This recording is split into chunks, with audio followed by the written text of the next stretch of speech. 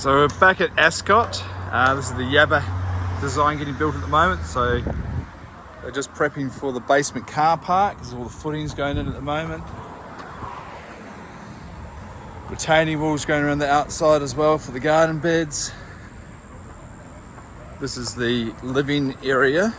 So this level basically has all the kitchen and the bar, living areas and lounges and an office. Upstairs is all the bedrooms, and then on top it's got a rooftop balcony.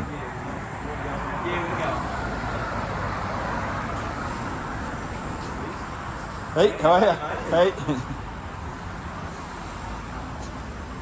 So there's the staircase, which is all getting formed up at the moment, and that'll be concrete formwork for the next couple of days. This is the lift well. Goes up to that level there. So nice big high ceilings everywhere, lots of structural components. The framework's all been signed off now by the engineer.